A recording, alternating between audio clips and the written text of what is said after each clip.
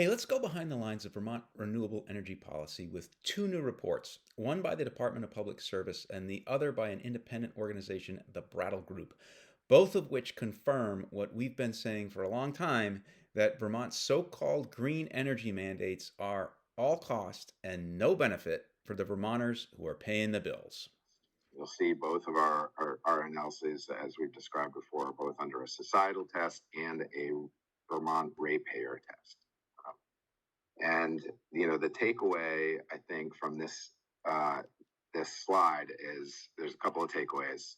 One is that under the societal test, um, the benefits are greater than the costs of any of the scenarios.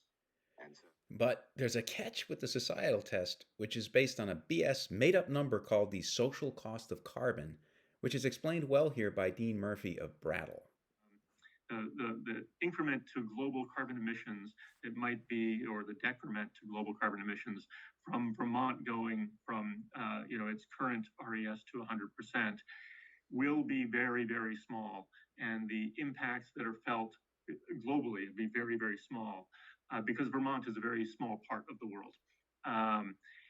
And the increments to those costs in Vermont of flooding, climate change, changes in temperatures, et cetera, because Vermont's own contribution to the global climate is very small, the effects that you feel in Vermont are going to be very small from the activities that you've undertaken. You'll feel much more impact from what happens in China and India than you will from what you did in Vermont.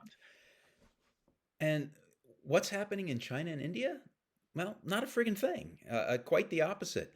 They're not playing this game. And, this shines a spotlight on the lie advocates of the Global Warming Solutions Act are telling Vermonters that if we make these sacrifices, pay these costs, we're somehow saving the planet. The truth is, no matter how much we spend, no matter what we do, Vermont will have no impact on global climate trends, and therefore there will be no benefit to Vermonters, no return on investment for what we spend and do. So, what are those costs going to look like? So in this scenario, you can see that, or in this look, you can see that in each of these scenarios evaluated, costs are greater than the benefits. Um, so that I think is a takeaway, and maybe we all knew this to start with, but the this is what the analysis is confirming is that the changes to the res societally cost effective, not cost effective for Vermont ratepayers under these scenarios. And so those are the trade-offs that we need to evaluate if Vermont ratepayers want to, how much Vermont ratepayers should pay for societal benefits. This this is what those costs to ratepayers look like in terms of an average rate increase. I think the chart on the right is the one where I'll start. Is that shows the average rate impact for 10 years over the business as usual from the different scenarios. And so you can see that it is a change of 2 to 5% depending on the scenario on rates. When you add in the current business as usual, you're looking at the current renewable energy standard. You have much higher rate increases from 13 to 19%.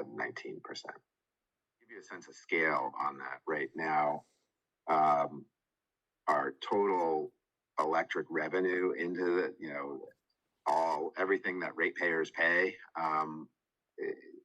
to utilities for their service, over $900 million. So if you call that a $1 billion, then 5% is $50 million to put it into context. So, and that would be $50 million per year. It's a 5% rate impact.